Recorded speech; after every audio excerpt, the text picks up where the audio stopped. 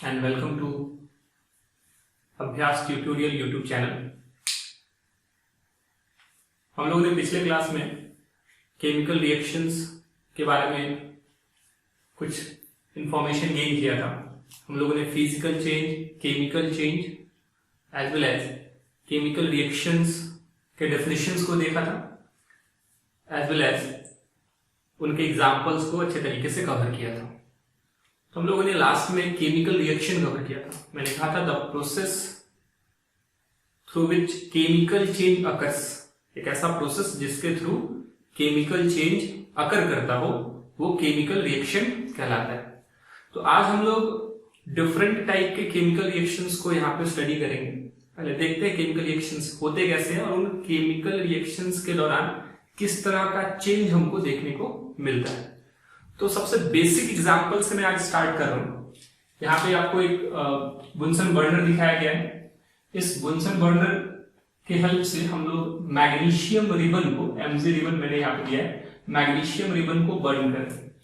तो जैसे हम लोग मैग्नीशियम रिबन को बुनसन बर्नर के हेल्प से बर्न करते हैं तो ये डैजलिंग लाइट के साथ बर्न करता है, यानी कि ब्राइटनेस के साथ बर्न करता है और व्हाइट पाउडर्ड फॉर्म में मैग्नीशियम ऑक्साइड का फॉर्मेशन करता है।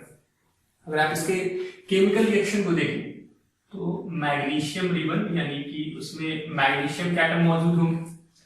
ये ऑक्सीजन के साथ रिएक्शन करेगा, O2 के साथ जो एयर में मौजूद होगा।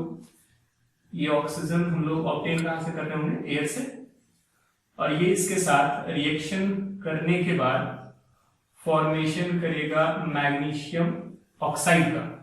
ये magnesium oxide white powdered form में ऑब्टेन होता है। तो सबसे पहले इस केमिकल रिएक्शन से हमको कौन सा ऑब्जर्वेबल चेंज दिख रहा है, कौन सा ऑब्जर्वेबल चेंज मिल रहा है, वो चेक कर लेते हैं। तो magnesium ribbon after burning in presence of air white powdered form में कन्वर्ट हो जा रहा है, यानी कि यहां पे हमको चेंज इन फिजिकल स्टेट देखने को मिल रहा है। चेंज इन स्टेट है, चेंज इन फिजिकल स्टेट नहीं है, चेंज इन स्टेट है सिंपली। पहले जो मैग्नीशियम रिबन था वो अब आपका पाउडर्ड फॉर्म में कन्वर्ट हो जा रहा है, यानी कि हम लोग सिंपली इसको चेंज इन स्टेट बोलेंगे, यानी कि ये ऑब्जर्वेबल चेंज हमको देखने को मिल रहा है। ये तो मैंने अभी सिंपली बताया कि रिएक्शन कैसे होता है। तो मैग्नीशियम ऑक्सीजन के साथ रिएक्शन करेगा, मैग्नीशियम ऑक्साइड का फॉर्मेशन करेगा। अगर हम लोग इसको बैलेंस करें तो 2 से मल्टीप्लाई कर लेते हैं। ऐसा हम लोग बैलेंसिंग भी आगे सीखेंगे, सिंपल वे में मैंने भी बैलेंस कर दिया। अब थोड़ा सा सोचते हैं कि एक्चुअली में जब हम लोग लैब में मैग्नीशियम रिबन को बर्न करते हैं तो कौन कौन सा प्रोसेस अप्लाई किया जाता है। सबसे पहले हम लोग मैग्नीशियम रिबन के अपर लेयर को क्लीन करते हैं। रीजन क्या है क्लीन करने का? तो मैग्नीशियम जो है वो हाईली रिएक्टिव एलिमेंट होता है और हाईली रिएक्टिव एलिमेंट होने के कारण ये मॉइस्ट एयर के साथ इजीली रिएक्शन कर लेता है। और जब ये मॉइस्ट एयर के साथ रिएक्शन करता है तो एयर में मौजूद वाटर के molecule as well as carbon dioxide के मॉलिक्यूल के साथ मौजूद water, carbon dioxide as well as oxygen के साथ ये रिएक्ट करके बेसिक मैग्नीशियम कार्बोनेट बनाता है। जैसे मैग्नीशियम अगर वाटर के साथ रिएक्शन कर रहा तो वाटर के साथ रिएक्शन करने के बाद ये कन्वर्ट हो जाएगा मैग्नीशियम हाइड्रोक्साइड में MgOH2। In the similar way अगर मैग्नीशियम के कुछ एटम ऑक्सीजन के साथ रिएक्शन कर गए तो ये मैग्नीशियम ऑक्साइड में कन्वर्ट हो जाएगा। और ये भी पॉसिबल है कि मैग्नीशियम ऑक्साइड अगर CO2 के कांटेक्ट में आ जाए तो ये कन्वर्ट हो जाएगा MgCO3 में। ऐसा आपको इतना डिटेल में एनालिसिस नहीं करना, लेकिन फिर भी समझने के लिए मैं बता दे रहा हूं कि मैग्नीशियम रिबन जब मॉइस्ट एयर के कांटेक्ट में आता है तो ये मॉइस्ट एयर में मौजूद water, carbon dioxide as well as oxygen के मॉलिक्यूल के साथ रिएक्शन करके magnesium hydroxide, magnesium oxide as well as magnesium carbonate का फॉर्मेशन करता है, जो कि मैग्नीशियम रिबन के ऊपर एक लेयर के रूप में मौजूद होता है। तो जब हम लोग इस मैग्नीशियम रिबन को सिंपली बर्न करते हैं तो ये जो लेयर के रूप में magnesium hydroxide as well as magnesium carbonate मौजूद है, ये इसको बर्न करने से प्रिवेंट करता है। तो हम लोग सबसे पहले क्या करते हैं, मैग्नीशियम रिबन के अपर लेयर को क्लीन कर लेते हैं, यानी कि magnesium hydroxide as well as magnesium carbonate को रिमूव करते हैं। And after removal of that layer हम लोग मैग्नीशियम रिबन को लैब में बर्न करना स्टार्ट करते हैं। और इस पे जनरली क्वेश्चन भी आता है, जैसे यहाँ पे आप देखें मैंने क्वेश्चन भी मेंशन किया है। क्वेश्चन है why should magnesium ribbon be cleaned before burning in air. हम लोग मैग्नीशियम रिबन को एयर में बर्न करने से पहले क्यों क्लीन करते हैं? तो रीजन सिंपल सा है कि जब मैग्नीशियम रिबन मॉइस्ट एयर के कांटेक्ट में आएगा तो उसके ऊपर बेसिक मैग्नीशियम कार्बोनेट का लेयर बन जाएगा। बेसिक मैग्नीशियम कार्बोनेट का लेयर कहने का मतलब क्या होगा? बेसिक यानी कि magnesium hydroxide as a base मौजूद है और मैग्नीशियम कार्बोनेट भी वहां पे मौजूद होता है, यानी कि बेसिक मैग्नीशियम कार्बोनेट का लेयर बन जाने के कारण ये मैग्नीशियम रिबन को बर्न करने से प्रिवेंट करता है। इसलिए हम लोग उसके अपर सरफेस को क्लीन करते हैं जिससे वो इजीली बर्न हो पाए। तो यहाँ पे मैंने सॉल्यूशन भी डाल दिया, आप इसको एक बार अच्छे से देख लें। Magnesium ribbon has coating of basic magnesium carbonate. What is the meaning of basic magnesium carbonate? Magnesium carbonate plus magnesium hydroxide. ये मैग्नीशियम हाइड्रोक्साइड क्या है? बेस है, और ये आपका magnesium carbonate. On its surface it is present on the surface of the metal due to action of moist air, and that coating prevents the metal from burning। यानी कि ये coating जो है वो मेटल को बर्न करने से prevent करता है। That's why magnesium ribbon should be cleaned before burning in air। तो ये क्वेश्चन जनरली एग्जाम्स में होता है, आप इसको अच्छे तरीके से नोट भी कर लेंगे और रीजन क्लियर होना चाहिए। इन रिएक्शंस की आवश्यकता नहीं है, लेकिन फिर भी मैंने आपको समझने के लिए ये क्लियर कर दिया कि कैसे magnesium hydroxide as well as magnesium carbonate का फॉर्मेशन मैग्नीशियम रिबन के सरफेस पे होता होगा।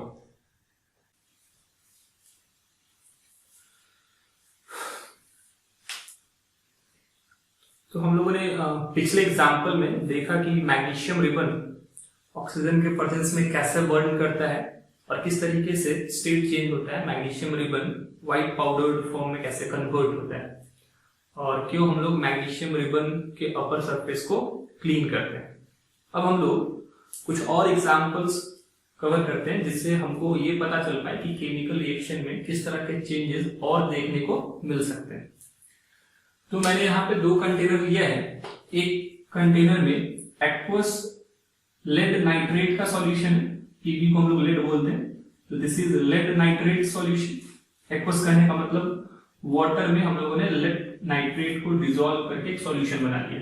एक्यू एक्वस को इंडिकेट करता है, इसका मतलब वाटर में डिसॉल्व है। दूसरे बीकर में हम लोगों ने पोटेशियम आयोडाइड का एक्वस सॉल्यूशन लिया है। अब इन दोनों एक्वस सॉल्यूशन का बेसिक प्रॉपर्टीज ये है कि ये दोनों कलरलेस सॉल्यूशन है। This both are colourless.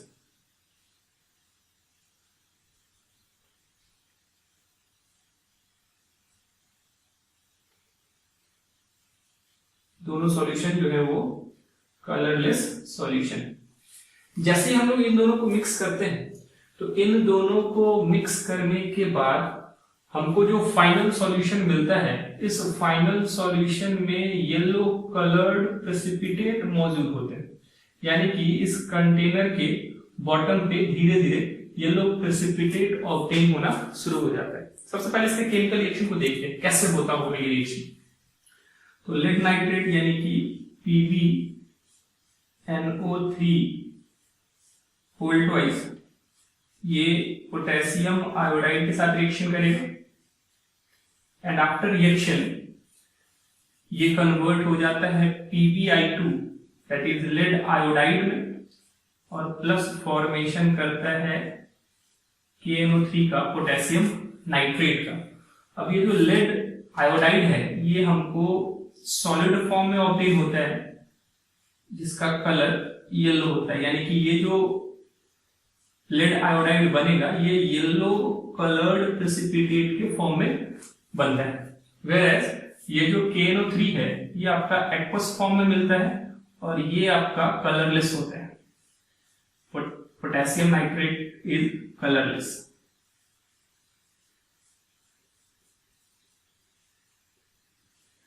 तो इस रिएक्शन में हमको ये देखने को मिल रहा है कि जैसे ही लेड नाइट्रेट पोटेशियम आयोडाइड के एक्वस सॉल्यूशन के साथ मिक्स किया जाता है तो हमारा जो फाइनल सॉल्यूशन है वो येलो कलर्ड प्रेसिपिटेट ऑब्टेन करना स्टार्ट करता है, यानी कि हमको इस प्रोसेस में कलर चेंज देखने को मिल रहा है। तो बस आपको ये छोटी छोटी बातें ध्यान में रखनी है कि केमिकल रिएक्शन के दौरान किन किन चीजों में चेंज हो सकता है। जैसे पिछले एग्जांपल में हम लोगों ने देखा कि स्टेट चेंज करता है, व्हाइट पाउडर्ड फॉर्म हमको मिल रहा था। यहाँ पे सॉल्यूशन जो है वो अपना कलर चेंज कर ले रहा है। पहले सॉल्यूशन है कलरलेस, लेकिन जैसे ही इन दोनों को मिक्स करते हैं तो इन दोनों को मिक्स करने के बाद हमको येलो कलर्ड प्रेसिपिटेट ऑब्टेन हो रहा है। और येलो कलर्ड प्रेसिपिटेट है किसका?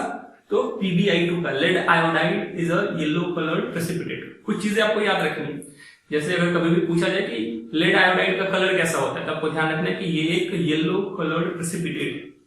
हाँ, बहुत लोगों के मन में आ रहा होगा कि ये प्रेसिपिटेट होता क्या है, तो ये भी हम लोग इस चैप्टर में डिटेल में पढ़ेंगे। एक रिएक्शन ही पढ़ेंगे, प्रेसिपिटेशन रिएक्शन।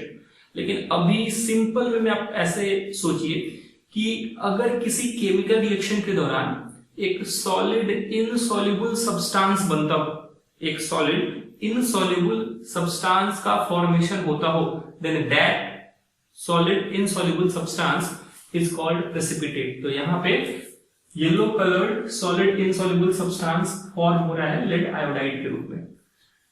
अगर हम लोग नेक्स्ट रिएक्शन की तरफ चले, नेक्स्ट एग्जांपल की तरफ, तो यहां पे मैंने मेंशन किया है reaction between zinc and dilute acid. हम लोग यहाँ पे एक मेटल ले रहे हैं, यहाँ पे जिंक के अलावा कोई दूसरे एक्टिव मेटल हो सकते हैं, जैसे हम लोग जिंक के अलावा ले सकते हैं आयरन, मैग्नीशियम, ये सभी मेटल हम लोग जनरली यूज कर सकते हैं। लेकिन जिंक जो है वो मॉडरेटली एक्टिव होता है। मॉडरेटली एक्टिव कहने का मतलब क्या? बहुत ज्यादा एक्टिव नहीं है, ये आपका धीरे धीरे रिएक्शन करेगा, ठीक है। तो मॉडरेटली एक्टिव मेटल के रूप में हम लोगों ने जिंक को लिया है।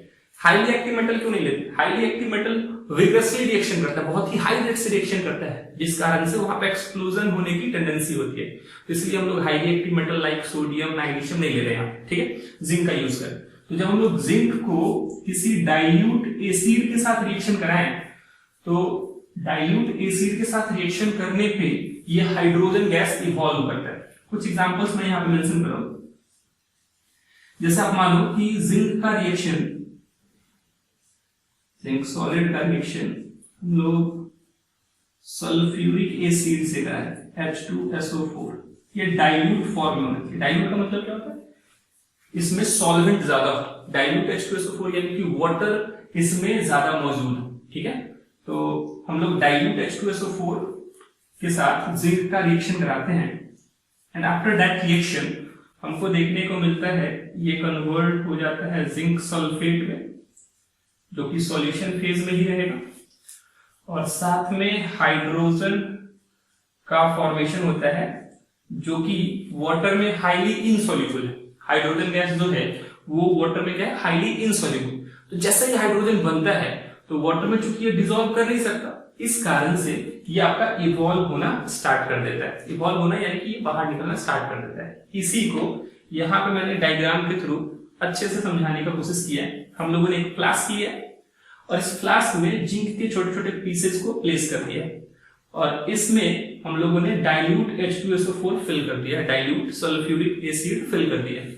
तो जैसे ही हम लोग डाइल्यूट H2SO4 फिल करते हैं तो जिंक के जो पीसेस हैं वो डाइल्यूट H2SO4 के साथ रिएक्शन करना स्टार्ट करता है and due to this reaction ये जिंक सल्फेट में कन्वर्ट हो जाता है, जो कि आपका एक्वस फेज में ही रहेगा, यानी कि इसी लिक्विड फॉर्म में ही रहेगा। और साथ में हाइड्रोजन गैस का फॉर्मेशन होता है, क्योंकि हाइड्रोजन गैस क्या है? इनसॉल्युबल है। तो इनसॉल्युबल होने के कारण, किसमें इनसॉल्युबल है? वाटर में। तो इनसॉल्युबल होने के कारण ये आपका बाहर की तरफ इवॉल्व होना स्टार्ट करता है और ये जब इवॉल्व होता है तो एक कैरेक्टरिस्टिक साउंड के साथ इवॉल्व होता है, जिसको हम लोग ब्रिस्क इफरवेसेंस भी बोल सकते हैं। यानी कि जैसे ही हाइड्रोजन गैस बनेगा तो ब्रिस्क इफरवेसेंस के साथ ये बाहर की तरफ इवॉल्व होना स्टार्ट करेगा।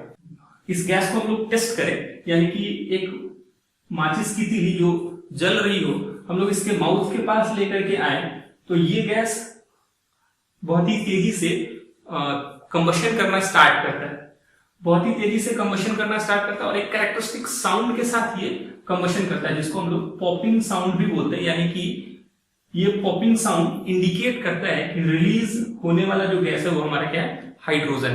तो ओवरऑल दो चीजें आपको यहाँ पे ध्यान रखना है कि जैसे ही हम लोग जिंक का रिएक्शन किसी डाइल्यूट एसिड के साथ कराते हैं तो डाइल्यूट एसिड के साथ रिएक्शन करने के बाद कौन सा गैस रिलीज होता है, हाइड्रोजन गैस। क्यों रिलीज होता है? Because hydrogen gas is insoluble in water. और जैसे ये रिलीज होता है तो एक कैरेक्टरिस्टिक साउंड क्रिएट करता है जिसको हम लोग क्या बोलते हैं, ब्रिस्क इफर्वेसेंस।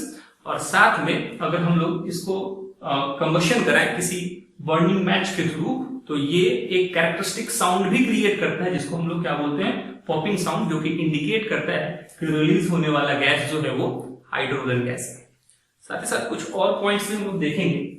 अगर हम लोग फाइनली इस वेसल को ऑब्जर्व करें, लास्ट में जब हम लोग इस वेसल को चेक करते हैं तो इस वेसल का जो टेम्परेचर है वो पहले के कंपैरिजन में ज्यादा दिखता है। यानी कि वेसल जो है वो हीटेड हमको ऑब्जर्व होता है। तो हीटेड होने का क्या मतलब है, यानी कि इस रिएक्शन के दौरान कुछ ना कुछ अमाउंट ऑफ एनर्जी क्या हुआ, रिलीज हुआ। And due to that released amount of energy इसका जो वॉल है वो आपका पहले के कंपैरिजन में हीट हो गया। तो ओवरऑल अभी तक जितने भी रिएक्शंस हम लोगों ने कवर किया या एग्जांपल्स हम लोगों ने कवर किया, क्या क्या हम लोगों ने देखा, ऑब्जर्वेबल चेंज क्या क्या हो रहा था। तो ऑब्जर्वेबल चेंज के रूप में हमको स्टेट में चेंज देखने को मिला, यहाँ पे कलर चेंज देखने को मिल रहा, यहाँ पे एक गैसियस सब्सटेंस इवॉल्व हो रहा, साथ ही साथ कुछ अमाउंट ऑफ एनर्जी रिलीज होने के कारण टेम्परेचर में चेंज होता हुआ दिख रहा। तो ये सब ही ऐसे चेंज है जिसको हम लोग इजिली क्या कर सकते हैं, ऑब्जर्व कर सकते हैं। These are easily observable change, ठीक है। और इन्हीं ऑब्जर्वेबल चेंज के थ्रू हम ये समझ पा रहे हैं कि यहाँ पे केमिकल रिएक्शन हो रहा होगा।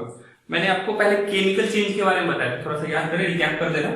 केमिकल चेंज क्या होता है, तो एक ऐसा चेंज जिसके दौरान नए तरह के सब्सटेंसेस का फॉर्मेशन हो जिनका प्रॉपर्टीज पहले से मौजूद सब्सटेंसेस के कंपैरिजन में क्या हो, एंटायरली डिफरेंट हो, ठीक है। तो यहाँ पे भी इन ऑब्जर्वेबल चेंज से ये क्लियर हो रहा है कि न्यू तरह के सब्सटेंसेस फॉर्म हो रहे हैं, यानी कि यहाँ पे केमिकल रिएक्शन हो पा रहा होगा। कुछ और भी यहाँ पे एग्जांपल्स आप देख सकते हैं, जैसे मैंने डाइल्यूट H2SO4 का यूज किया है। इसके अलावे आप दूसरे एसिड्स का भी यूज कर सकते हैं, जैसे आप HCl यूज करें तो अगर आप डाइल्यूट HCl के साथ रिएक्शन कराते हैं तो ये इसके साथ रिएक्शन करने के बाद जिंक क्लोराइड बनाता है ZnCl2 और साथ में हाइड्रोजन गैस इवॉल्व करता है, ठीक है। जिंक डाइल्यूट हाइड्रोक्लोरिक एसिड के साथ रिएक्शन करने के बाद क्या बनाएगा, ZnCl2 plus hydrogen gas evolve करेगा। एक रिक्वेस्ट है, उसको आप थोड़ा सा ध्यान से समझे। आपको क्या करना है कि देखो इस चैप्टर में हमको मेनली केमिकल रिएक्शंस को लिखना है और केमिकल रिएक्शंस को लिखने के लिए आपको पहले फॉर्मूला अच्छे तरीके से आना चाहिए। अगर आपको फॉर्मूला लिखने नहीं आता है, किस तरीके से हम लोग फॉर्मूला लिखते हैं ये नहीं आपको आ रहा है, तो फिर आपको बहुत ज्यादा डिफिकल्टी होगी। तो पहला काम आपको क्या करना है कि 1 to 50 तक सारे एलिमेंट्स का नेम लिख लेना है और कम से कम 30 एटॉमिक नंबर तक के एलिमेंट्स का आपको सिंबल नेम पता होना चाहिए। फर्स्ट रिक्वायरमेंट, ये सबसे इंपॉर्टेंट है। सेकंड, आपको वैलेंसी पता होना चाहिए, किस तरीके से एलिमेंट का वैलेंसी क्या है ये आपको पता होना चाहिए। जैसे अगर मैं सिंपल वे में पूछूं कि सोडियम का वैलेंसी कितना, तो आपको पता होना चाहिए कि 1 होता है, मैग्नीशियम का तो 2 होता है। अगर हम लोग जिंक की बात करें तो जिंक का वैलेंसी 2 होता है। अगर मैं आयरन की बात करूं तो आयरन 2 तरह का वैलेंसी शो करता है, फेरस, फेरिक, जो कि हम लोगों ने पिछले सेशन में कवर भी किया था, 9th के क्लासेस में कवर भी किया था।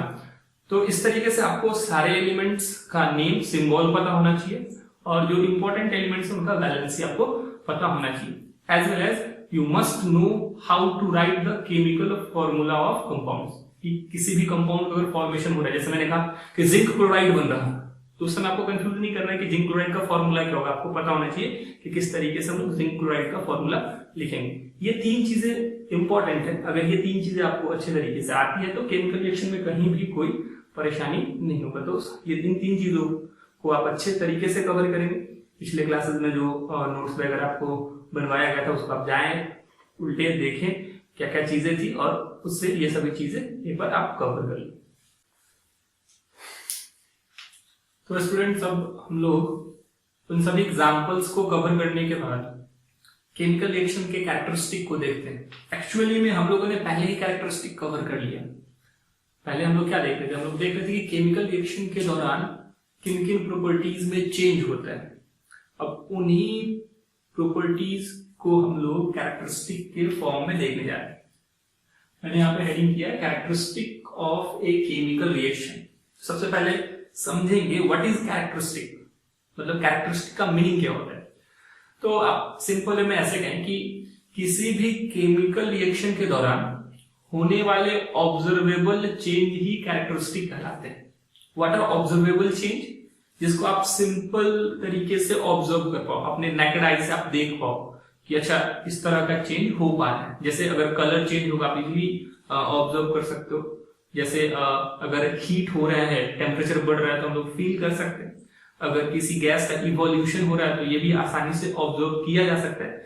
Then these easily observable changes are known as characteristics.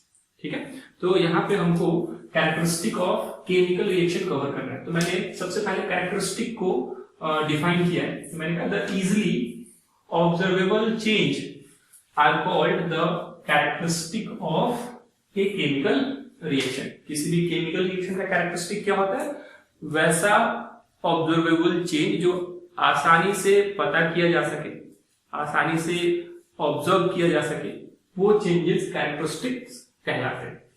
इसमें सबसे पहला है फॉर्मेशन ऑफ प्रेसिपिटेट। जैसे अभी हम लोगों ने एक रिएक्शन कवर किया था जिसमें हम लोगों ने लेड नाइट्रेट लिया था। अभी जस्ट हम लोगों ने एक एग्जांपल कवर किया था जिसमें हम लोगों ने क्या लिया था, lead nitrate PbNO3 hold wise, और इसका रिएक्शन, इस एक्वस PbNO3 होल्ड वाइज का रिएक्शन हम लोगों ने कराया था पोटेशियम आयोडाइड के साथ।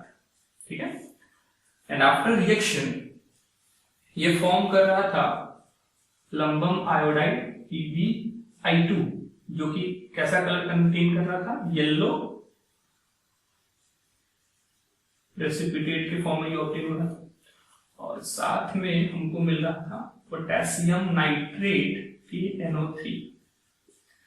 तो फॉर्मेशन ऑफ प्रेसिपिटेट अगर किसी रिएक्शन के दौरान हमको देखने को मिल रहा है, then this process is easily observed in any chemical reaction. जैसे यहाँ पे प्लम्बम नाइट्रेट पोटेशियम आयोडाइड के साथ रिएक्शन कर रहा है, जैसे ही रिएक्शन होगा तो येलो कलर प्रेसिपिटेट का फॉर्मेशन होगा जिसको हम लोग आसानी से ऑब्जर्व कर सकते हैं। प्रेसिपिटेट के बारे में मैंने पहले भी बताया था, एक ऐसा सॉलिड सब्सटेंस जो किसी केमिकल रिएक्शन के दौरान फॉर्म होता हो, क्या कहलाता है, प्रेसिपिटेट कहलाता है। यहाँ पे मैंने मेंशन भी किया है, आप इसको देख सकते हैं। A precipitate is a solid substance which is formed on the mixing of two solution. तो आपको इसका कलर जरूर याद रखना है। PbI2 कैसा कलर कंटेन करता है, येलो कलर कंटेन करता है। और भी एग्जांपल्स है, जैसे अगर हम लोग NaCl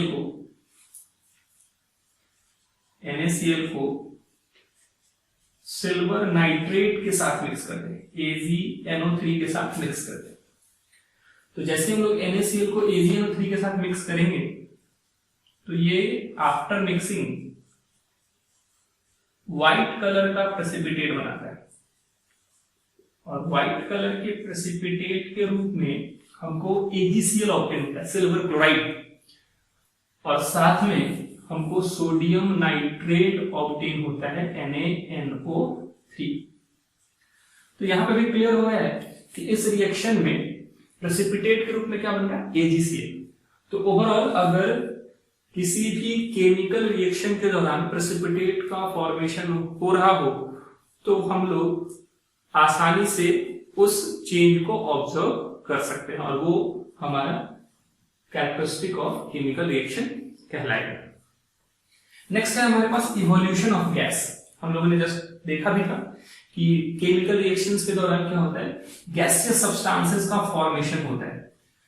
इसका बेस्ट एग्जांपल मैंने आपको दिया था कि किसी भी मेटल को हम लोग डाइल्यूट एसिड के साथ मिक्स करें तो डाइल्यूट एसिड के साथ मिलाने पे वो हाइड्रोजन गैस लिबरेट करता है। जैसे हमारे पास एग्जांपल क्या था, अगर आपको याद है तो हम लोगों ने जिंक सॉलिड को H2SO4 के साथ मिला दिया था। H2SO4 डाइल्यूट स्टेट में था, but in the meaning of dilute H2SO4 इसमें सॉल्वेंट ज्यादा होगा। सॉल्वेंट का मतलब जिसमें घुलाते हैं, तो हम लोग वाटर के साथ H2SO4 को मिक्स करते हैं तो वाटर का अमाउंट ज्यादा होना चाहिए, H2SO4 के कम मॉलिक्यूल होने चाहिए। तो अगर हम लोग डाइल्यूट H2SO4 का जिंक के साथ रिएक्शन कराते हैं क्या बनता है, जिंक सल्फेट और साथ में ये हाइड्रोजन गैस इवॉल्व करता है। ठीक, तो अगर किसी रिएक्शन के दौरान गैसेस का इवोल्यूशन हो रहा है तो वो भी क्या कहलाएगा, कैरेक्टरिस्टिक। इसी तरीके से हम लोग और भी रिएक्शन लिख सकते हैं, जैसे आप इससे परिचित होंगे आई थिंक, कैल्शियम कार्बोनेट। अगर हम लोग कैल्शियम कार्बोनेट को हीट करें, स्ट्रांगली हीट करें, इसको हम लोग हीटिंग सिंबल बोलेंगे, ठीक है, ऐसे हम लोग रिप्रेजेंट करते हैं, इसको डेल्टा से रिप्रेजेंट करते हैं। तो कैल्शियम कार्बोनेट को अगर हम लोग स्ट्रांगली हीट करें तो आफ्टर हीटिंग ये बनाता है calcium oxide solid plus carbon dioxide gas evolve करता है। यहाँ पे भी गैसियस सब्सटेंस का इवोल्यूशन हो रहा है, यानी कि अगर कोई गैसियस सब्सटेंस रिएक्शन के दौरान रिलीज होगा तो हम लोग आसानी से उसको ऑब्जर्व कर पाएंगे, और ये ऑब्जर्वेबल चेंज क्या कहलाएगा, कैरेक्टरिस्टिक कहलाएगा। तो पहला कैरेक्टरिस्टिक क्या था, formation of precipitate, and second one is evolution of gas. ठीक है, इवोल्यूशन ऑफ गैस में हम लोगों ने जिंक का रिएक्शन किसके साथ करा है, डाइल्यूट H2SO4 के साथ, जिससे क्या बन रहा है, zinc sulphate plus hydrogen gas release हो रहा है। इसको जनरल वे में कैसे याद रखेंगे, मेटल का रिएक्शन किसके साथ करा है, एसिड के साथ, तो क्या बनेगा, हाइड्रोजन गैस का फॉर्मेशन होगा। और एक ये मैंने रिएक्शन दिया जिसमें कैल्शियम कार्बोनेट को हीट किया गया है, एंड आफ्टर हीटिंग ये calcium oxide as well carbon dioxide gas का फॉर्मेशन कर रहा है। फिर हमारे पास चेंज इन कलर। तो चेंज इन कलर बहुत सारे केमिकल रिएक्शंस के दौरान ऑब्जर्व होता है। जैसे एक सिंपल सा फेनोमेना है रस्टिंग। रस्ट का मतलब क्या होता है, सिंपल वे में आप समझो आयरन में आप कहते हैं जंग लगना, ठीक है। तो सिंपल वे में हम लोग समझ सकते हैं कि आयरन को जब हम लोग ओपन एनवायरनमेंट में छोड़ देते हैं तो वो एटमॉस्फेयर में मौजूद गैसेस के साथ रिएक्शन करता है, ठीक है। अब एटमॉस्फेयर में मौजूद गैसेस क्या है, तो ऑक्सीजन है, मॉइस्चर के रूप में वाटर है, इसके साथ रिएक्शन करके रस्ट का फॉर्मेशन करता है, ठीक है। तो आयरन का कलर एक्चुअली में क्या होता है, ग्रेस ब्लैक। अगर आप आयरन रॉड को देखें जिसमें रस्टिंग ना हुआ हो तो वो ग्रेस ब्लैक कलर कंटेन करता है। बट आफ्टर रस्टिंग के बाद उसका कलर कैसा हो जाता है, ब्राउन, यानी उसके सरफेस के ऊपर ब्राउन कलर का एक तरह से लेयर का फॉर्मेशन हो जाता है। अगर कोई आपसे पूछे, जैसे मैं इंफॉर्मेशन के लिए बता दे रहा हूं, अगर कोई आपसे पूछे रस्ट का फॉर्मूला क्या होता है, what is the formula of rust, तो आप बोलेंगे this is hydrated ferric oxide. Hydrated ferric oxide,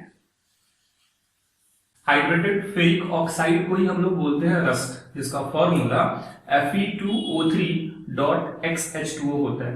hydrated ferric oxide का फॉर्मूला क्या होता है, Fe2O3.XH2O, जो कि रस्ट कहलाता है। तो इस फेनोमेना के दौरान आपको दिख रहा है कि आयरन का कलर ग्रेस ब्लैक से ब्राउन में कन्वर्ट हो जा रहा है, ठीक है। इसको हम लोग अगर केमिकली लिखें तो सिंपल में लिख सकते हैं कि iron oxygen as well as water के साथ रिएक्शन करके कन्वर्ट हो जाता है Fe2O3.XH2O में, जिसको हम लोग क्या बोलते हैं, this is called hydrated ferric oxide. This is called hydrated ferric oxide. तो ओवरऑल जनरली रिएक्शन के दौरान कलर में चेंज होता हुआ हमको दिखता है। नेक्स्ट है चेंज इन टेम्परेचर।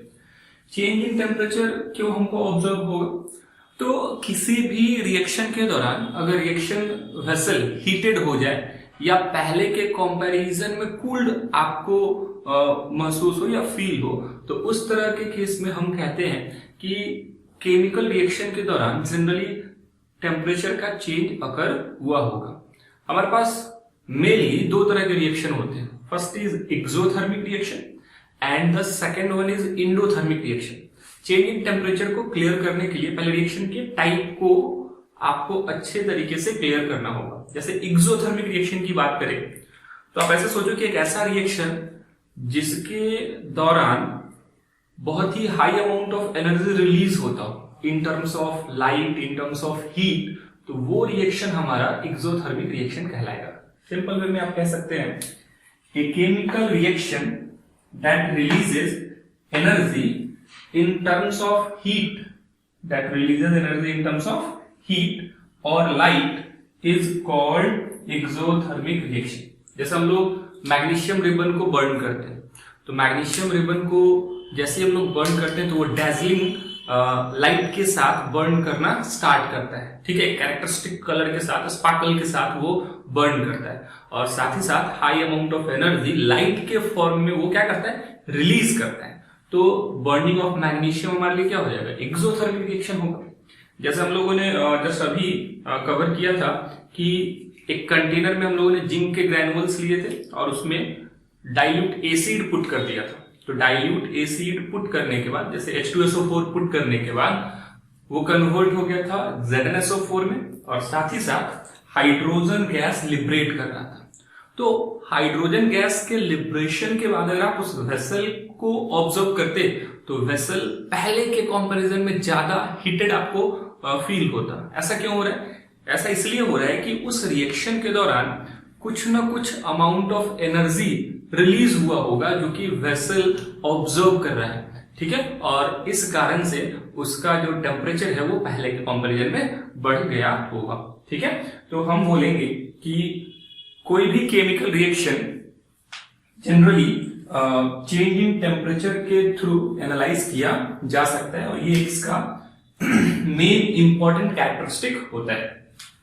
तो एक्सोथर्मिक रिएक्शन क्या होगा, a chemical reaction that releases energy in terms of heat और light is called exothermic reaction. जैसे मैं इसके कुछ जनरल एग्जांपल्स मेंशन करूं, जैसे कंबशन रिएक्शन, जनरल एग्जांपल दे रहा हूं। कंबशन रिएक्शन, जनरली जो भी कंबशन रिएक्शन होते हैं वो सभी क्या होते हैं, exothermic. All combustion reactions are exothermic. Neutralisation reaction, जो भी न्यूट्रलाइजेशन रिएक्शन होंगे जिसमें एसिड बेस के साथ रिएक्शन करके salt as well as water का फॉर्मेशन करता हो, वो न्यूट्रलाइजेशन कहलाता है, ठीक है। ये सभी रिएक्शन हम लोग पढ़ेंगे इस चैप्टर में, आगे पढ़ने हैं, तो जिनको नहीं भी आता है वो परेशान ना हो, आगे हम लोग इन सभी चीजों को देखेंगे। न्यूट्रलाइजेशन का मतलब सिंपली एक ऐसा रिएक्शन जिसमें हम लोग एसिड बेस को आपस में मिक्स करते हो एंड उनके मिक्सिंग के बाद salt as well as water का फॉर्मेशन होता हो, तो वो न्यूट्रलाइजेशन कहलाता है। लेकिन न्यूट्रलाइजेशन जब भी होगा तो वो कुछ ना कुछ अमाउंट ऑफ एनर्जी रिलीज करेगा and that's why neutralisation reaction is the example of exothermic reaction, ठीक है। तो ये सभी रिएक्शंस जो हैं वो हमारे लिए एक्सोथर्मिक रिएक्शंस के एग्जांपल हो जाएंगे।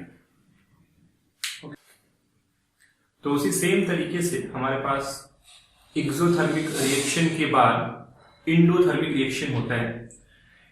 एंडोथर्मिक रिएक्शन को अगर हम लोग डिफाइन करें तो ये जस्ट अपोजिट है एक्सोथर्मिक रिएक्शन के। आप सिंपल वे में कह सकते हैं एक ऐसा रिएक्शन जो हीट या लाइट एब्जॉर्ब करने के बाद अकर करता हो, यानी कि एक ऐसा रिएक्शन जिसके दौरान एनर्जी एब्जॉर्ब होता हो, वो रिएक्शन क्या कहलाता है, एंडोथर्मिक रिएक्शन कहलाता है। और एनर्जी एब्जॉर्ब कैसे होगा, या तो आप स्ट्रांगली हीट कर दो, हीटिंग के थ्रू आप एनर्जी प्रोवाइड करो, या लाइट के थ्रू एनर्जी प्रोवाइड करो, तो उन रिएक्शंस को हम लोग एंडोथर्मिक रिएक्शंस बोलेंगे।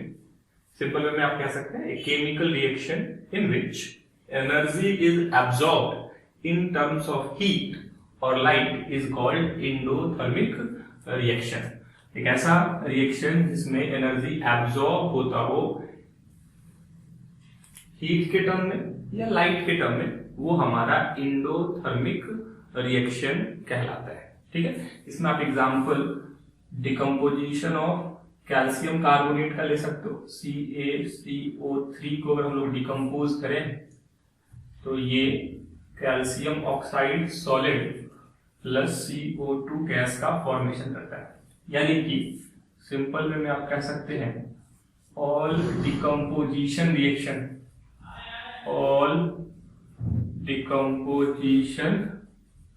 Reactions are example of endothermic reaction.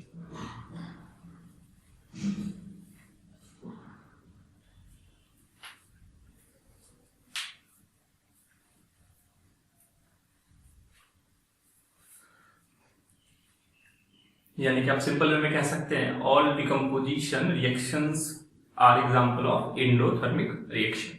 यानी कि डिकम्पोज कराने के लिए आपको हीट करना पड़ता है, हीटिंग के थ्रू एनर्जी एब्सॉर्ब हो रहा है, तो ये एंडोथर्मिक रिएक्शन होगा।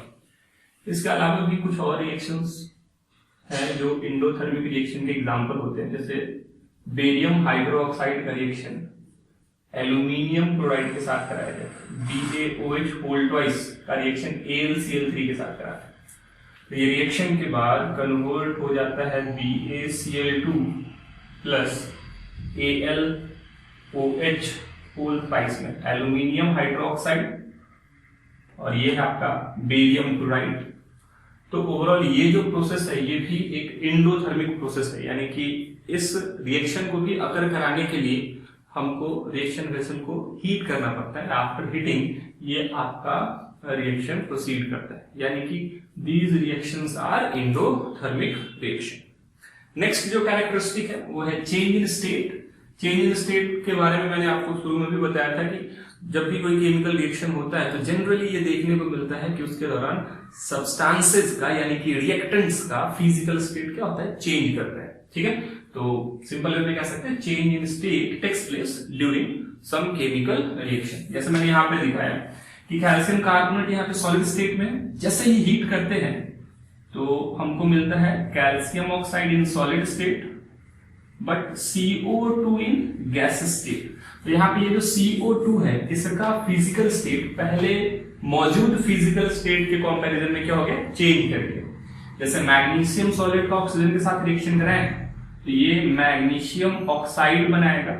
ये सॉलिड फॉर्म में तो होगा लेकिन ये सॉलिड आपको पाउडर्ड फॉर्म में मिलेगा।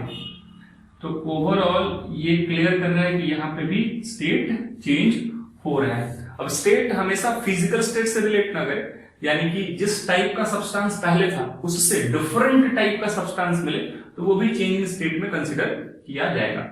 जैसे यहाँ पे CH4 ऑक्सीजन के साथ रिएक्शन कर रहा, मीथेन ऑक्सीजन के साथ रिएक्शन कर रहा, तो ये इसके साथ रिएक्शन करने के बाद कन्वर्ट हो जाता है कार्बन डाइऑक्साइड में जो कि गैसेस सब्सटेंस है, एज वेल एज फॉर्म करता है H2O जो कि हमारा लिक्विड स्टेट में।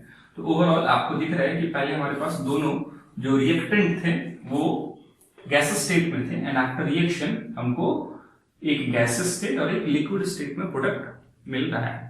तो ये सभी जो टर्म्स हैं ये कैरेक्टरिस्टिक में आ जाएंगे। तो ओवरऑल हम लोगों ने टोटल 5 कैरेक्टरिस्टिक कवर किया।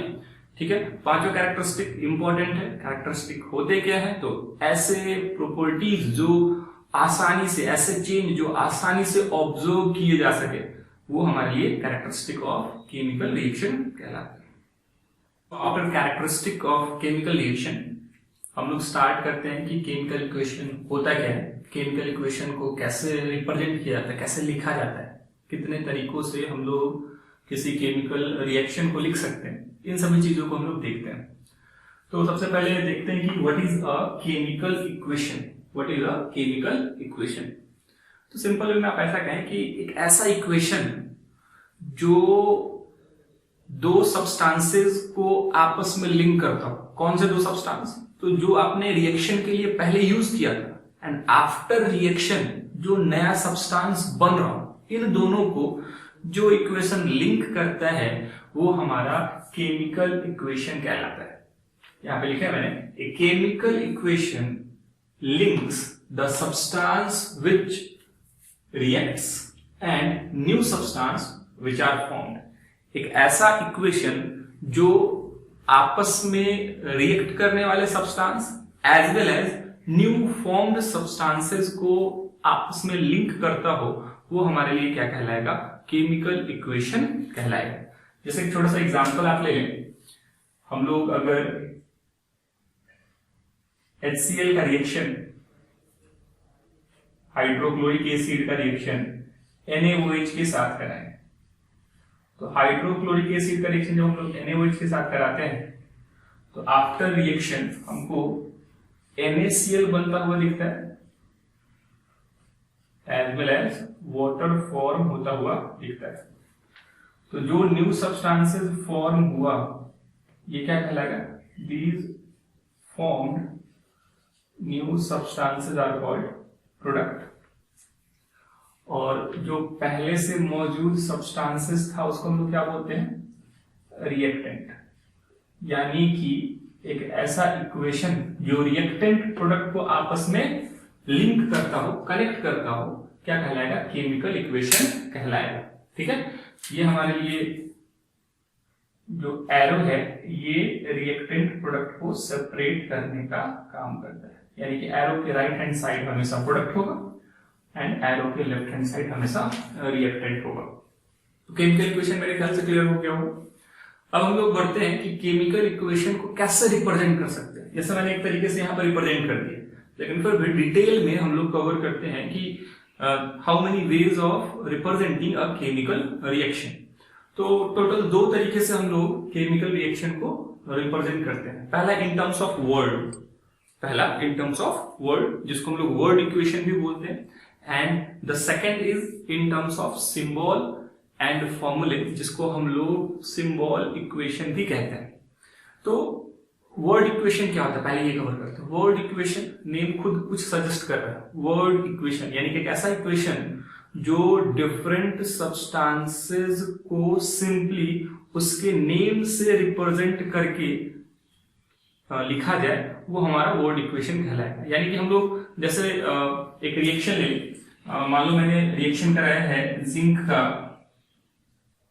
सल्फ्यूरिक एसिड से, तो जिंक को मैंने सिंपली जिंक लिख दिया है और इसका रिएक्शन हम लोग किसके साथ करा रहे हैं? सल्फ्यूरिक एसिड से। तो इसको भी मैंने सिंपली वर्ड्स के फॉर्म में लिख दिया, जिंक प्लस सल्फ्यूरिक एसिड। अब इनके रिएक्शन के बाद क्या फॉर्म होगा? तो जिंक सल्फेट बनता है, तो हम लोग लिख देंगे इसको वर्ड्स में जिंक सल्फेट, और प्लस क्या फॉर्म होता है? तो हाइड्रोजन फॉर्म होता है। तो जो भी सब्सटेंसेस रिएक्ट कर रहे हैं या जो सब्सटेंसेस फॉर्म हो रहे हैं उनको उसके सिंबल से रिप्रेजेंट नहीं करना, उनके नेम को सिंपली वर्ड्स के फॉर्म में लिख देना है। तो इस तरीके से अगर हम लोग रिएक्शन को रिप्रेजेंट करेंगे तो वो रिएक्शन जो है वो आपका, वो जो इक्वेशन है वो आपका क्या कहलाएगा? वर्ड इक्वेशन कहलाएगा। यानी कि हम सिंपल वे में क्या कह सकते हैं the short hand method of representing A chemical reaction in terms of word is called word equation. जैसे कुछ और एग्जांपल लेते हैं। जैसे मान लीजिए मैं लिखता हूं कि सर मैग्नीशियम लिया है और इस मैग्नीशियम को ऑक्सीजन के साथ कंबाइन करा। तो मैग्नीशियम जब ऑक्सीजन के साथ कंबाइन करेगा then it will form magnesium oxide, और साथ में क्या बनाता है? मैग्नीशियम ऑक्साइड प्लस साथ में क्या बनाता है? तो ये कुछ अमाउंट ऑफ हीट रिलीज करता है, एनर्जी रिलीज करता है। ठीक है, तो इस तरीके से हम लोग रिएक्शंस को क्या कर सकते हैं? रिप्रेजेंट कर सकते हैं, और ये रिप्रेजेंटेशन क्या कहलाता है? वर्ड इक्वेशन कहलाता है। This is the first way of representing any chemical reaction. The second one is symbol equation. सबसे पहले आप ये समझे कि अगर हम लोग किसी केमिकल रिएक्शन को उसमें पार्टिसिपेट करने वाले स्पीसीज या फॉर्म्ड होने वाले स्पीसीज के नेम से रिप्रेजेंट ना करके उसके फॉर्मूले से रिप्रेजेंट करें तो वो हमारे लिए सिंबल इक्वेशन कहलाएगा। थोड़ा सा पहले समझ लेते हैं, एक बेसिक डिफरेंस है what is symbol and what is formula. तो हम लोग एलिमेंट को जनरली सिंबल से रिप्रेजेंट करते हैं। जैसे आप कहो मैग्नीशियम रिप्रेजेंट करना है तो मैग्नीशियम को कैसे रिप्रेजेंट करेंगे? Mg से। कैल्शियम को रिप्रेजेंट करना है तो Ca से। आयरन को रिप्रेजेंट करना है तो Fe से। तो ये सभी एलिमेंट के सिंबल्स हो। लेकिन जब इन्हीं सिंबल्स को ग्रुप करके हम लोग जब लिखते हैं तो वो ग्रुपिंग ऑफ सिंबल जो है वो फॉर्मूला कहलाता है। जैसे मैं कहूँ कि कैल्शियम ऑक्साइड लिखना है तो कैल्शियम ऑक्साइड के लिए हम लोग क्या यूज करते हैं, CaO। अब इसमें कितने एलिमेंट है, तो 2 एलिमेंट है, कैल्शियम और दूसरा कौन है, ऑक्सीजन। यानी कि यहाँ पे ग्रुप ऑफ सिंबल हो गया and group of symbol is called formula. तो हम लोग ऐसे जनरल बोलचाल में यूज करते हैं कि कैल्शियम ऑक्साइड का फॉर्मूला क्या होगा, लेकिन पूछते हैं कि कैल्शियम का सिंबल क्या होगा, कैल्शियम का फॉर्मूला नहीं पूछा जाता। ठीक है, तो सिंबल एंड फॉर्मूला में आपको बेसिक डिफरेंस पता होना चाहिए। एलिमेंट्स के लिए हम लोग क्या यूज करते हैं, सिंबल। एलिमेंट्स की अगर हम लोग बात करें, एलिमेंट्स की अगर हम लोग बात करते हैं, इसके लिए हम लोग सिंबल यूज करते हैं। और अगर हम लोग इसके अलावा हम लोग दूसरे तरह के स्पीसीज ले लें, जैसे कंपाउंड हो गया, रेडिकल हो गया, कंपाउंड हो गया, रेडिकल हो गया, तो इन सभी के लिए हम लोग क्या यूज करते हैं, फॉर्मूला यूज करते हैं। जैसे कोई पूछे कि सल्फेट आयन का फॉर्मूला क्या होगा, तो आप बताओगे SO4 ठीक है। तो अब हम लोग आते हैं अपने टॉपिक पे। हमारा टॉपिक है कि केमिकल रिएक्शन को कितने तरीके से रिप्रेजेंट कर सकते हैं। तो दूसरा तरीका हम लोग कवर कर रहे हैं, second one is word equation. जब हम लोग किसी केमिकल रिएक्शन को उसमें पार्टिसिपेट करने वाले स्पीसीज के symbol as well as formula के फॉर्म में एक्सप्रेस करते हैं, तो ये रिप्रेजेंटेशन वर्ड इक्वेशन कहलाता है। आप कह सकते हैं simple, the short hand method of representing a chemical reaction in terms of symbol and formula of a different reactant and product is called symbol equation। तो अब हम लोग वर्ड इक्वेशन के कुछ एग्जांपल्स भी देख लेते हैं।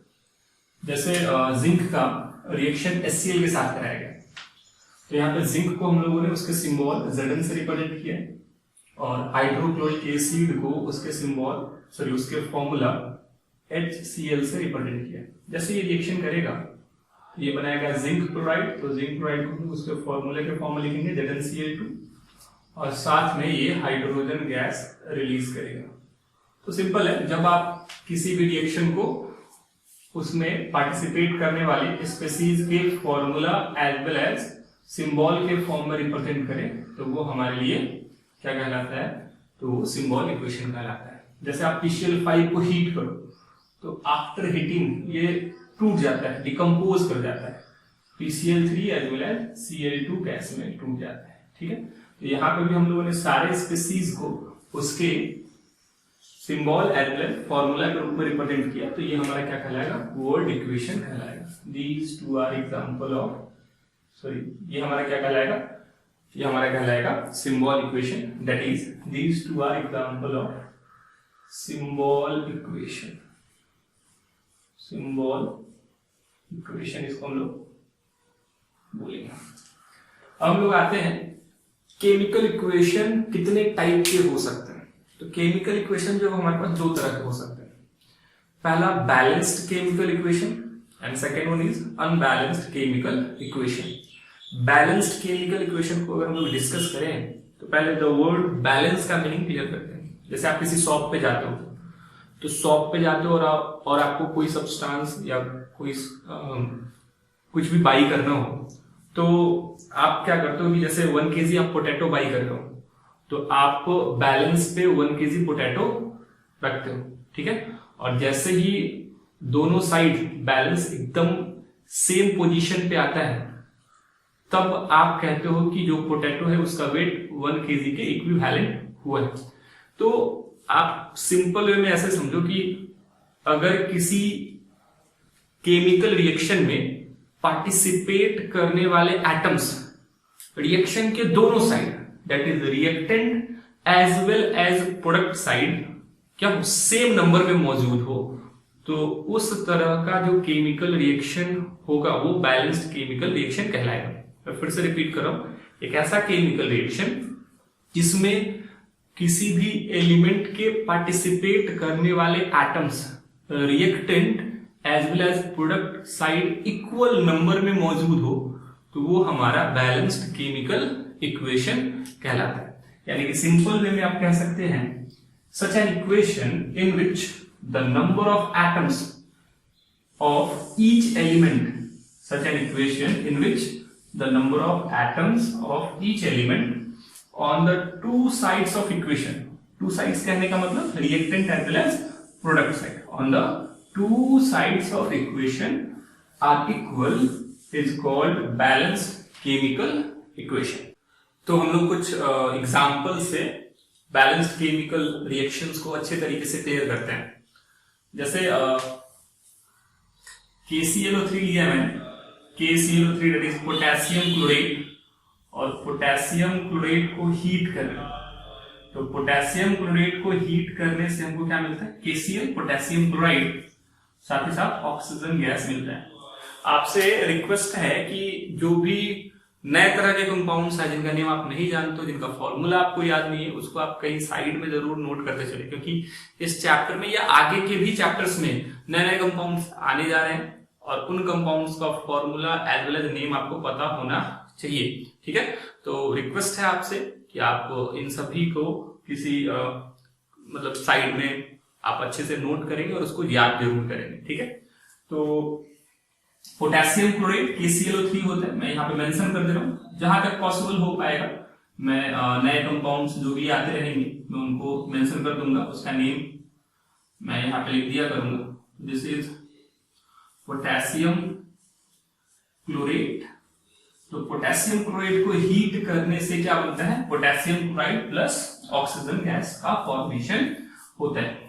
तो अगर हमको इस केमिकल इक्वेशन को बैलेंस्ड फॉर्म में रिप्रेजेंट करना है, तो अकॉर्डिंग टू डेफिनेशन कहता है कि प्रत्येक एलिमेंट के एटम्स दोनों साइड यानी कि reactant side as well product side क्या होने चाहिए, बराबर होने चाहिए। तो कौन कौन से एलिमेंट पार्टिसिपेट कर एक बार चेक कर लेते हैं। पोटेशियम है, क्लोरीन है, एज वेल एज ऑक्सीजन। तो इन तीनों के एटम्स दोनों तरफ क्या होने चाहिए, इक्वल होने चाहिए। तो पहले मैं देखता हूं यहाँ पे ऑक्सीजन कितना, ऑक्सीजन यहाँ पे 3 है, यहाँ पे ऑक्सीजन 2। देखो मैंने ऑक्सीजन पे ही अटेम्प्ट क्यों लिया, क्योंकि ऑक्सीजन यहाँ पे अकेले रिप्रेजेंट किया गया प्रोडक्ट साइड, तो इसको आसानी से बैलेंस किया जा सकता है। आप हमेशा जब भी केमिकल रिएक्शन को बैलेंस करें तो ऐसे मेथड्स हम लोग आगे देखेंगे, लेकिन अभी हम लोग simple hit and trial method के बारे में सोच रहे हैं। तो हिट एंड ट्रायल मेथड में क्या करते हैं कि हम लोग उस स्पीसीज को पहले बैलेंस करने की कोशिश करते हैं जो आपका अकेले मौजूद, जैसे ऑक्सीजन यहाँ पे, तो ऑक्सीजन को हम लोग पहले बैलेंस कर लेते हैं। तो ऑक्सीजन को बैलेंस करने के लिए देखिए यहाँ पे 3 है ऑक्सीजन और यहाँ पे कितना ऑक्सीजन है, 2। तो ये ऑड है और ये क्या है, इवन। तो इसको इवन बनाने के लिए हम लोग कितने से मल्टीप्लाई करेंगे, 2 से, क्योंकि दोनों जब तक इवन ना हो जाए तब तक कैसे बैलेंस होगा। तो इसलिए मैंने इसको 2 से मल्टीप्लाई कर दिया। 3 इंटू 2 इतना होगा ऑक्सीजन 6। अब इसको भी 6 बनाने के लिए हम लोग 3 से मल्टीप्लाई यहाँ पे कर देंगे, यानी कि यहाँ पे भी ऑक्सीजन हमारे पास कितना हो जाएगा, 6 हो जाएगा। अब हम लोग देखते हैं पोटेशियम कितने हैं, लेफ्ट साइड 2 पोटेशियम दिख रहे हैं, यानी इसको 2 से मल्टीप्लाई करना पड़ेगा, तो पोटेशियम भी हमारा क्या हो जाएगा, बराबर हो जाएगा। एज वेल एज क्लोरीन को भी देखें तो ये भी हमारा क्या है, बराबर। ठीक है, KClO3 सॉलिड स्टेट में होता है, तो इसलिए मैं S यहाँ पर रिप्रेजेंट करूं, KCl भी सॉलिड स्टेट में होता है और ऑक्सीजन गैसेस स्टेट में मिलता है, तो इसको G से रिप्रेजेंट करते हैं। तो इस इक्वेशन को अगर आप देखेंगे तो इसमें सारे एलिमेंट के एटम्स आपको left side as well as right side क्या दिखेंगे, सेम नंबर में। और जब सेम नंबर में सारे एटम्स किसी भी एलिमेंट के reactant as well as product side मौजूद हो तो वो हमारा क्या कहलाता है, बैलेंस्ड केमिकल इक्वेशन कहलाता है। और भी एग्जांपल्स लेते हैं, जैसे हम लोग H2O2 ले लेते हैं, H2O2 का डिकम्पोजिशन कराते हैं। तो H2O2 का अगर हम लोग डिकम्पोजिशन कराएं तो H2O2 का डिकम्पोजिशन देता है H2O प्लस ऑक्सीजन। H2O2 होता क्या है, दिस इज हाइड्रोजन पेरोक्साइड। ये भी अच्छा कंपाउंड है, इंपॉर्टेंट कंपाउंड है, याद ही रखेंगे आप। This is called hydrogen peroxide. H2O2 is known as hydrogen peroxide. तो जब हम लोग इसको डिकम्पोज कराते हैं तो वाटर बनता है प्लस ऑक्सीजन बनता है। आपको क्लियर दिख रहा होगा कितने तरह के एलिमेंट पार्टिसिपेट कर रहे हैं। तो ओवरऑल यहाँ पे 2 तरह के एलिमेंट पार्टिसिपेट कर रहे हैं, hydrogen as well as oxygen. तो पहले हम लोग इसको बैलेंस करें, ऑक्सीजन को बैलेंस करें। तो ऑक्सीजन को बैलेंस करने के लिए आपको दिख रहा होगा इधर कितने हैं, तो 2 + 1 3 है, यहाँ पे कितना है 2। तो ओवरऑल इसको बैलेंस करने के लिए मैं क्या करता हूँ, यहाँ पे 2 से मल्टीप्लाई कर देता हूँ। जैसे ही मैं 2 से मल्टीप्लाई करूंगा तो ओवरऑल ऑक्सीजन कितना हो जाएगा, 4। यहाँ पे ऑक्सीजन कितने हैं 2 और यहाँ पे ऑक्सीजन कितना है 1। अगर मैं इसको 2 से मल्टीप्लाई कर दूं तो ऑक्सीजन कितने हो जाएंगे 2 हो जाएंगे। 2 और 2 4 ऑक्सीजन राइट साइड और 4 ऑक्सीजन हमको लेफ्ट साइड भी दिख रहा है, यानी कि ऑक्सीजन तो बैलेंस हो गया।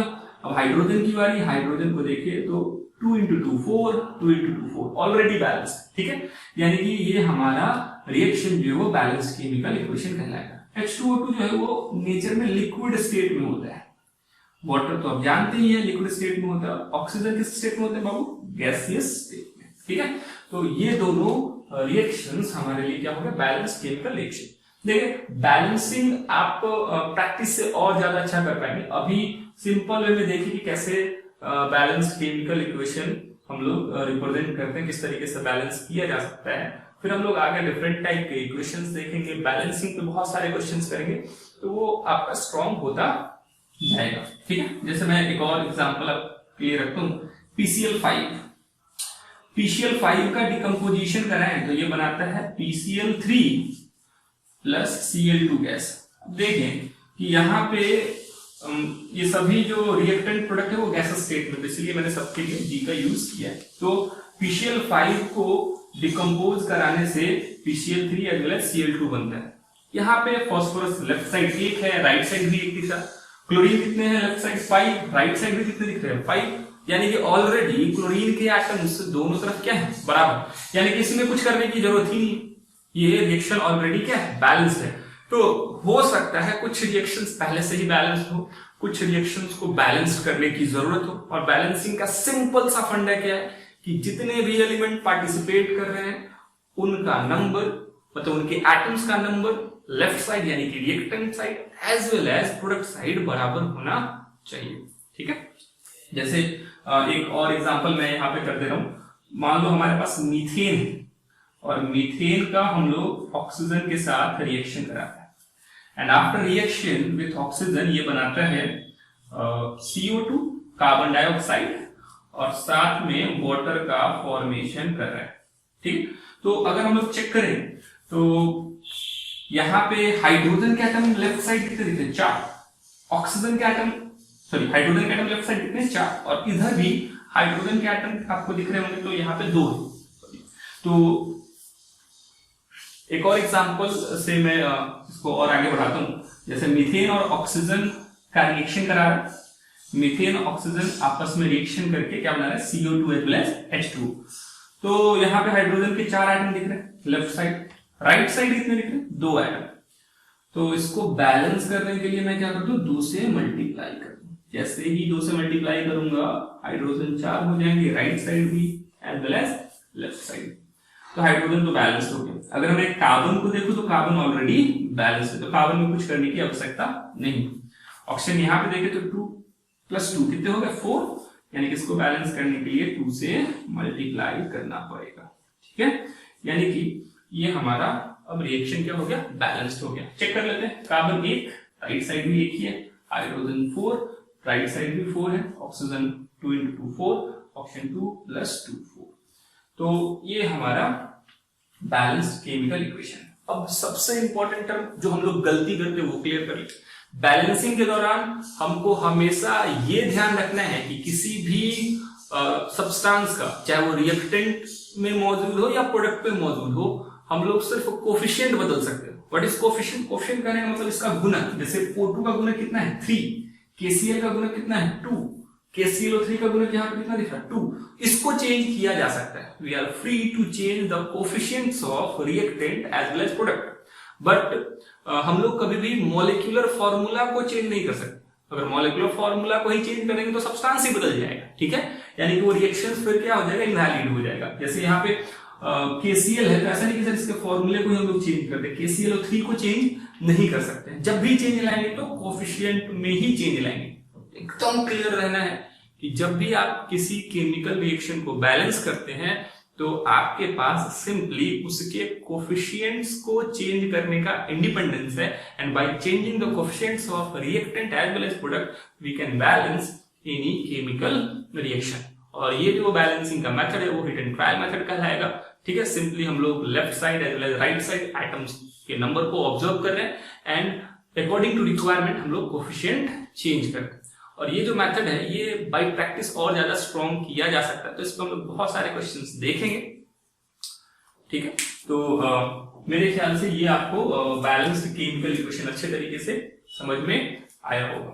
ठीक है, हाँ, एक आपसे और रिक्वेस्ट है कि जो भी प्रॉब्लम्स ड्यूरिंग लेक्चर आप फेस करते हैं, जैसे कोई चीजें आपको क्लियर नहीं हो पाई या हो सकता है ड्यूरिंग लेक्चर मैंने किसी चीज पे उतना ज्यादा फोकस ना करा हो, लेकिन फिर भी आपको वो मतलब अच्छे से एक्सप्लेन वे में चाहिए, तो आप कमेंट सेक्शन में जरूर मेंशन करें कि सर आप इसको नेक्स्ट लेक्चर में अच्छे तरीके से एक्सप्लेन कर दें। आपका काम है अच्छे तरीके से वीडियोस को देखें, हाई क्वालिटी में वीडियोस को देखें, इसका नोट्स बनाएं, इससे रिलेटेड क्वेश्चंस को सॉल्व करें, और जो भी डिफिकल्टीज है आप कमेंट सेक्शन में जरूर मेंशन